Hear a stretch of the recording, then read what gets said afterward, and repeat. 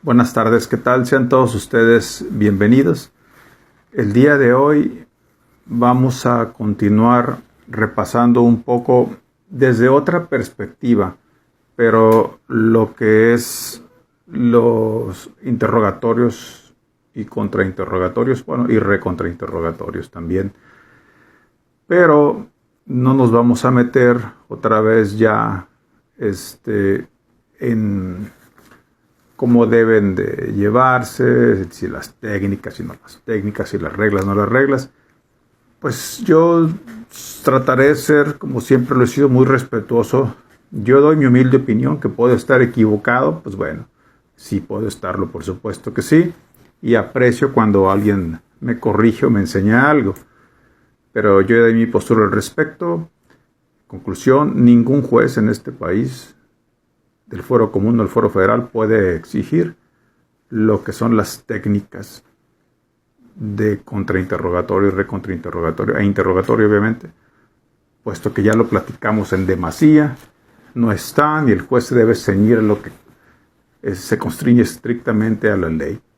Ese es punto de aparte. Ya el que quiere estar de acuerdo, qué bueno, y el que no, pues ni modo. Lo que sí es importante es el tema que atañe al 373 que da origen a todo esto, porque a mí me da la impresión de que algunos jueces, agentes del Ministerio Público y abogados también, hay de todo, y confunden, fíjense bien, vamos a pegarnos una enredada ahorita en la tarde, pero vale la pena. Confunden lo que son las 7 tipos de preguntas que se supone, ahorita vamos a ver por qué se supone, que no deben realizarse, porque en mi juicio, en mi lectura tranquila, mesurada, reflexiva sobre lo que es el artículo sí se pueden hacer esas 7 preguntas. Solamente hay prohibición cuando hay 2 supuestos. El cual uno es por demás obvio y el otro es cosa de que no es lógico. Pero vámonos por partes. Primero, ¿de dónde creo que viene la confusión sobre todo de jueces, que aparte de su soberbia, prepotencia, exigen las reglas y técnicas, cual ya se dijo que no se deben exigir porque la ley no vienen, y además cada quien puede tener su técnica, cada autor tiene su técnica, entonces no se puede exigir. Yo quisiera saber la respuesta de un juez cuando les diga, hey, no estás siguiendo las técnicas ¿de quién? ¿De qué autor? ¿De qué época? O sea, y eso no me obliga, o pregúntenle ustedes cuál es su fundamentación para ello. Pero bueno, eso ya quedó superado según yo. Lo que quiero comentar es que valoremos, interpretemos de manera extensiva, de manera lineal, este artículo del 373. Ahí creo que pueden empezar las confusiones de estos juzgadores, ¿no? Porque dicen reglas para formular preguntas en juicio. Son reglas para formular preguntas, no reglas cómo hacer las preguntas, que no es lo mismo. Dice qué preguntas, qué tipo de preguntas no se deben hacer, pero no están prohibidas. No están prohibidas. Y el mismo artículo lo dice, no son ideas mías, no están prohibidas. Ahorita vamos a ver por qué. Pero no confundamos las reglas de qué preguntas no con las técnicas de la forma de preguntar, que son cosas muy distintas. Bien, primero que nada, cuando empezó la implementación de la reforma al sistema de justicia de 2008, a nosotros, yo tuve la enorme fortuna, la oportunidad de que se me tomara en cuenta para formar parte de esta gestión del cambio, y se nos empezó a capacitar, de hecho a seleccionar desde 2007, un año antes de la entrada del sistema acusatorio. Y pues tuvimos la fortuna de tener a los grandes capacitadores de este sistema, como José Daniel Hidalgo Murillo, Gesber Benavente, Carla Prat, Camilo Constantino, Roberto Hernández Martínez, Rubén Quintino, el juez Manuel Valadez. Bueno, tuvimos excelentes y magistrales maestros. Mi respeto y agradecimiento a todos ellos, que fueron de los grandes. Pero hubo algunos otros que también son grandes maestros, pero que traían sus métodos de interpretación o de aplicación de acorde a lo que sucede en sus latitudes. En Sudamérica, en Puerto Rico, algunos de Estados Unidos, algunos europeos también. Y pues ellos tienen su propio sistema. Y ese sistema no tiene nada de parecido al que tenemos nosotros. Entonces sus conocimientos pues no se pueden aplicar aquí. No es que esté mal o que han dicho cuestiones erróneas, sino que quisieron explicarnos cómo se llevan allá las cosas, o por lo menos cómo se llevan en teoría. Y pues ahí empezaron las confusiones, pues. Algunos cometieron el error de traernos a capacitadores norteamericanos. ¿Por qué? Porque hay otro sistema. Allá, por ejemplo, el interrogatorio y contrainterrogatorio sí está arreglado y sí te dice cómo debe ser. En la ley te dice cómo debe ser. En la legislación americana sí te dice cómo debe de ser eso, pero la legislación mexicana no. Entonces, desde aquel momento, 2007, por allá, se empezó con esto de la capacitación, pero en ese entonces estaba CETEC, la Secretaría Técnica de la Implementación de la Reforma. Estaba una gran personalidad a cargo de ella, como era María Los Ángeles Fromo, a quien tengo el gusto de conocer personalmente, y ella fue un elemento clave para la implementación de la reforma y cuidó mucho a los capacitadores, dio muchísima amplitud a que tuviésemos de todos los temas, de todas las experiencias y demás. Pero CETEC hace unos años lo eliminaron. Entonces, a partir de que CETEC más o menos se encargaba, entre otras cosas, no solo de capacitación, se encargaba también de lo que es ir vigilando, respetando la autonomía, la soberanía, la independencia, pero vigilando en cada estado y en la federación lo que se estaba haciendo con el sistema acusatorio, vamos a llamarle acusatorio, vigilando que más o menos fueran criterios parecidos, homogéneos y demás. Pero al estilo recorte presupuestal, quitan la CETEC y crean una pequeña institución que nunca hizo acto de presencia. Ya nadie se encargó de revisar lo que se estaba haciendo en el país. Entonces empezó el desastre. Empezó el desastre en el sistema acusatorio porque cada estado se fue por la libre y la federación, y cada quien hizo desde su leal saber y entender o conveniencia lo que quiso. Entonces fue cuando, desde que el CETEC dejó de funcionar, ya no hubo una institución que estuviera vigilante del sistema acusatorio, y ahí se empezó a echar a perder. Y hubo un relajo como el que hay ahorita. Y allí es lo que da margen a todas estas confusiones. Disculpen el paréntesis de los tiempos, pero sobre todo para los jóvenes es bien importante saber de dónde viene todo esto. Fíjense, tomé varias notas sobre el 373. Para empezar, si se han fijado, el 373 está mal redactado. En la primera hipótesis del párrafo primero, voy a dar lectura, aquí lo tengo. Dice en pocas palabras: toda pregunta versará sobre un hecho específico. No es cierto. No es cierto. ¿Por qué no es cierto? Porque no todo lo que se pregunta en juicio a los testigos, peritos, ofendidos, víctimas, imputados y demás, no todo es sobre hechos. Y todo el que ha llevado a juicio no me dejará mentir. A veces se pregunta sobre circunstancias específicas, sobre la percepción, su opinión, sus consideraciones, etc. Y esos no son hechos. Entonces de ahí viene la teoría fáctica, de la supuesta teoría del caso que tenemos, la teoría fáctica, que viene facts, en inglés hechos. Entonces no toda pregunta es sobre los hechos, y lo sabemos. No se puede preguntar todo sobre los hechos, es sobre esas cuestiones también. De entrada, ahí está mal redactado.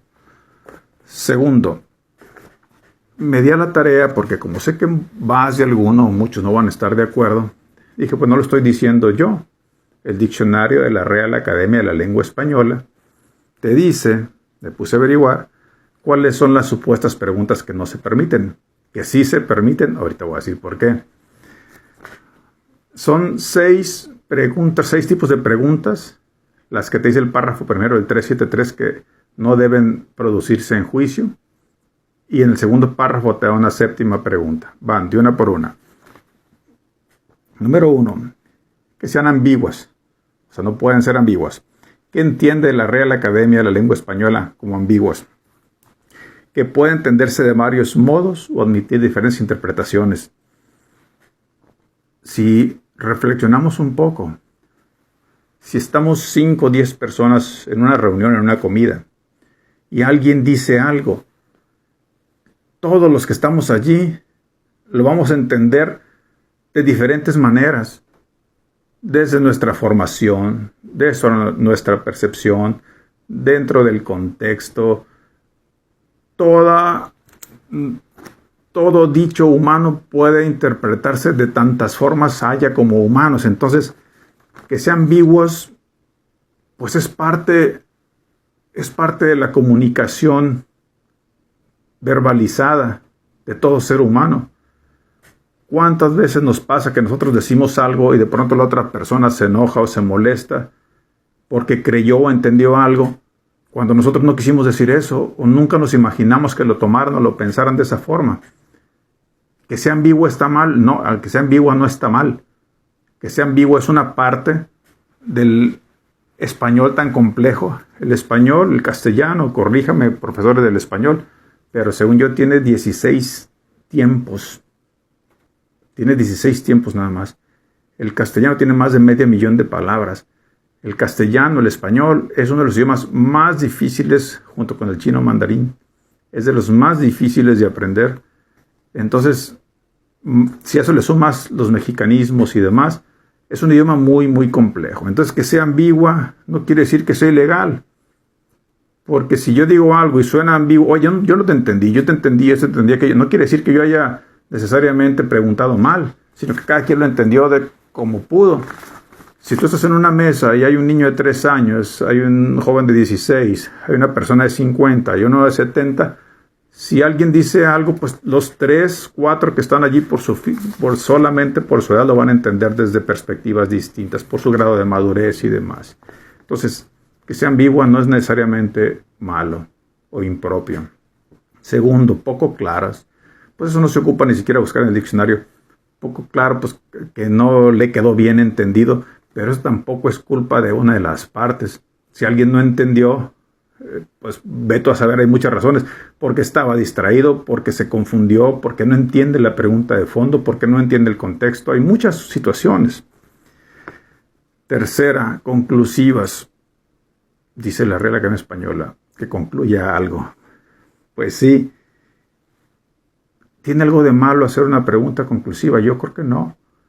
Si tú eres buen abogado, o si tú eres buen agente del Ministerio Público, buen asesor jurídico, si alguien concluye algo, pues simplemente se lo refutas, se lo haces entender o pruebas ante el juzgador que esa conclusión no es correcta.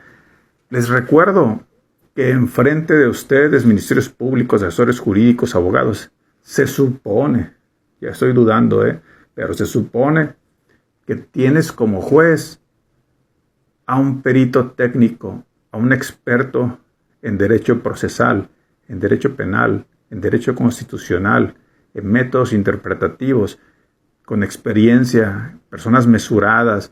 Entonces, si esa persona llega cualquier testigo, cualquier perito, y como dicen algunos abogados, no se deje sorprender, juez.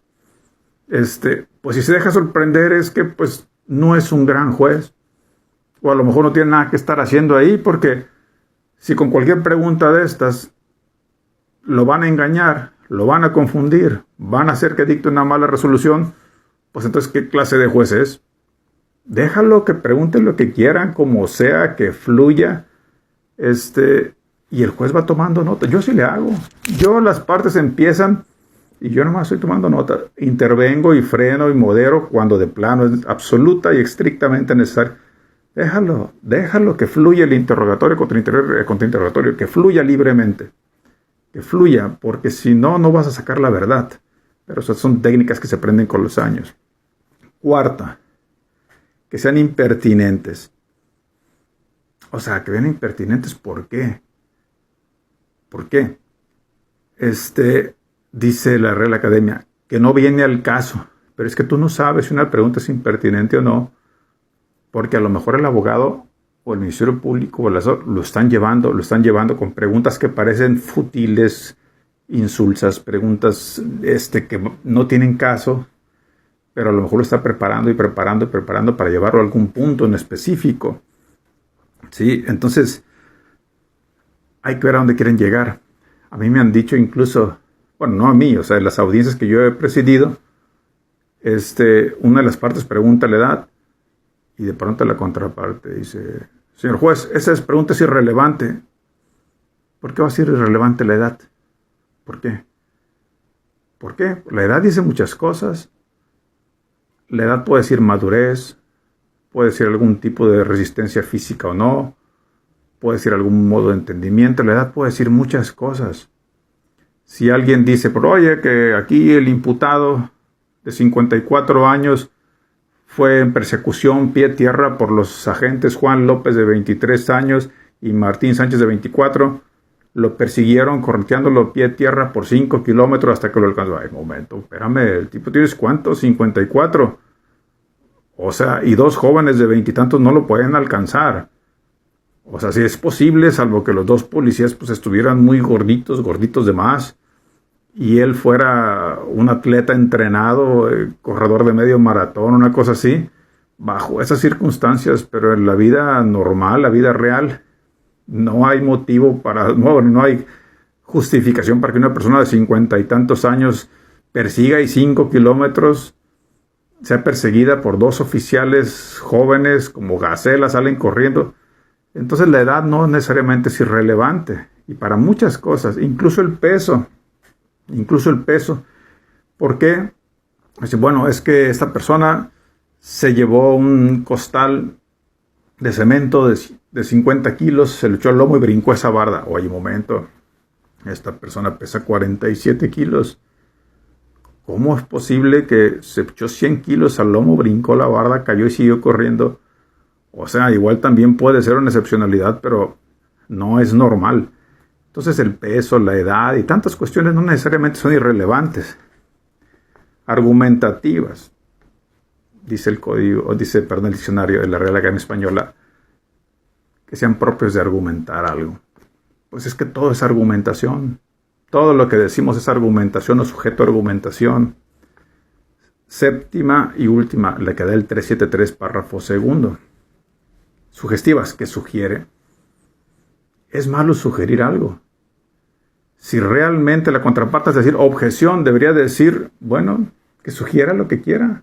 Ahorita va mi turno y trato de desbaratar esa sugerencia y trato de darle la vuelta. Cuando yo a los agentes del Ministerio Público y abogados, cuando van a presentar algo y están objeción, digo, bueno, ¿no estás seguro de lo que quieres probar? Sí, sí lo estoy. Entonces, ¿por qué estás objeto y objeto y objeto? Yo técnicamente no permito las objeciones, salvo casos excepcionales, porque solo frenan el ejercicio del interrogatorio. Pero fíjense bien, aquí viene lo interesante de todo esto. Yo sé que buena parte, sobre todo los puristas del derecho y quienes les gusta casarse con las ideas de siempre, porque leyó 15 libros de interrogatorio y contrainterrogatorio y nada lo va a hacer cambiar. No importa, estas charlas no van dirigidas para ellos. Van dirigidos para los jóvenes que van empezando en esto, para los abogados que tienen humildad y sencillez de aperturarse para aprender conocimiento. Y tercero, para aquellos que quieren reflexionar y decir, bueno, tomo unas cosas de lo que dice este señor, otras cosas no las tomo. Pero para los doctores en derecho y los gurús y los que tienen ya quién sabe cuántos años y ya nadie les enseña nada, esto no va para ellos. Yo creo que hace tiempo debieron haber puesto otro video. Va para la gente que realmente quiere aprender, tenga un año de egresado o tenga 30, 40 años de egresado. Hace 2 días se comunicó conmigo un señorón del derecho, fue procurador general de la República antes de que yo fuera agente del Ministerio Público Federal. Y para mí fue un verdadero honor escucharle decir que vio mi video y que le gustaba mucho porque tiene su corporativo ahorita y que trae un asunto parecido y que tomaron nota de ello. El ex procurador general de la República, se omiten nombres por varias razones. Si él tiene la humildad y la sencillez de aprender, de aperturar la mente, entonces todos debemos hacerlo. Fíjense bien, voy cerrando el video con esto. Aquí es donde sí a más de uno le va a hacer ruido, pero pues con la pena. Dice, fíjense bien, el 373, en ningún caso se permitirán, y ahora sí las preguntas que citamos, las 6, preguntas ambiguas o poco claras, conclusivas, impertinentes, irrelevantes, argumentativas, pero fíjense lo que viene de contrario, es una coma, no es un punto, es una coma, o sea, sigue la idea, no se corta ahí la idea. El español hay que leerlo como es, y más sobre interpretación jurídica. Repito, no se permitirán conclusivas, impertinentes, irrelevantes, argumentativas, coma, que tiendan a ofender al testigo o peritos, o que pretendan coaccionarlos. No sé si me expliqué la idea. O sea, no se permiten esas 6 tipos de preguntas si el fin de hacer esas preguntas es ofender al testigo o peritos o pretendan coaccionarlos. Si no son con el fin de ofender o coaccionarlos, sí se pueden hacer. Repito, todas esas preguntas que te dicen, en ningún caso se permitirán las preguntas, insisto, ambiguas, poco claras, conclusivas, impertinentes, irrelevantes, argumentativas, que tiendan a ofender al testigo o peritos o que pretendan coaccionarlos. Si no pretenden, si no es la pretensión ofenderlo o coaccionarlo, sí las puedes hacer. No me lo crean a mí, ahí está el texto. Entonces sí se pueden hacer, siempre y cuando lo único que tienes que justificar es que no es con el fin de coaccionarlo ni de ofenderlo. ¿Sí me explico? Entonces, vamos reflexionando sobre ello. La mejor decisión y opinión es la de ustedes. Pero parte de la dialéctica es esto, el intercambiar opiniones en abrir la mente y en tomar mejores resoluciones. Yo siempre he dicho que en la mañana fui a dar un curso aquí a la Universidad Autónoma de Sinaloa, y les decía, todos los cursos, todas las pláticas les sirven para una de las 3 cosas. Primera, que digan, no es cierto lo que dice este señor. No es cierto. ¿Por qué te sirve? Porque tu idea, tu conocimiento, lo ratificas, te sientes seguro de lo que sabes. No, me quedo con mi idea. Te sirvió. Segundo, porque es un conocimiento híbrido, una mezcla. Dices, bueno, tienes razón en algunas cosas y en otras no. Corrijo en unas, pero ratifico otras que yo digo. ¿Te sirve? Sí, claro, te sirve porque haces una mezcla, lo mejor de ambas partes. Y tercero, que digas, ¿sabes qué? Tiene razón este señor.